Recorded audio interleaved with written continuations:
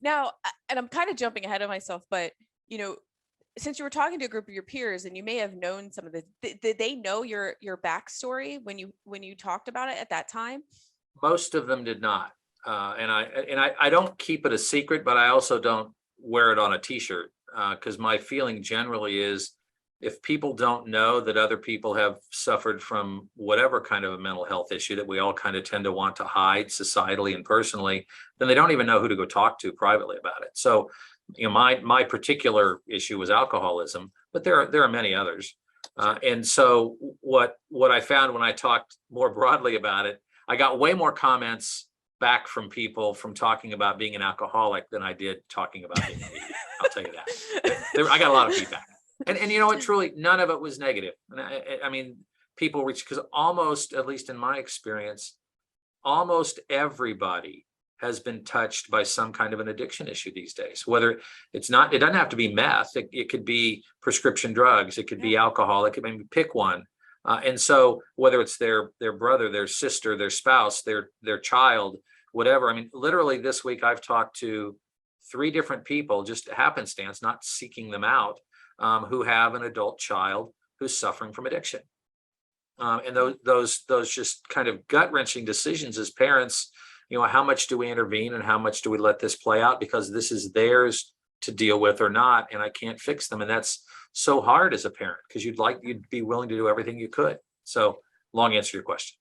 And touching on that though, it's also, I think, gone are the days that there's that misconception like, oh, that couldn't happen to us. Like it doesn't have any socioeconomic, parameters. Like it's really can be anyone. It could be any profession.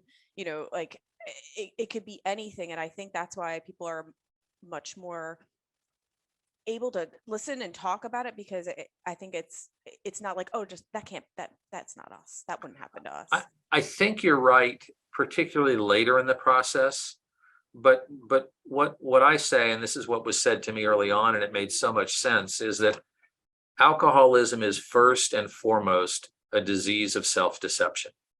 And because of that, we all have our coping skills, whether we're in a partnership or married relationship or something else, and we start there. We think, oh, he just drank too much that night, and then even when he or she realizes it, then we might, as I did, start hiding it because I knew I was drinking too much and I didn't want people to find out. So it tends to take a certain level of pain because we all. I mean, denial is not necessarily. It can be a legitimate coping mechanism. I mean, denial is not necessarily wrong. Sometimes it helps us get through life. It's just not a good long-term strategy if there is a significant chronic problem. Yeah. And whether it's diabetes or whether it's alcoholism. And so I think as a society, we tend to accept it, but we'd still rather it be those other people over there. Because Right. if someone truly has an addiction problem, recovery is at least as inconvenient and painful for many people and many families as the addiction itself was, because it becomes, as someone continues in their addiction, it truly becomes a family disease. I mean, spouses are affected, parents are affected, business partners are affected. It's not just isolated. And what often happens, I will speak for my own family, is everybody kind of starts dancing around the tornado.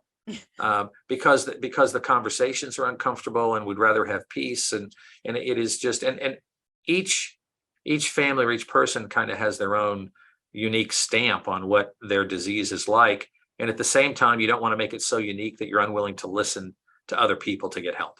Yeah.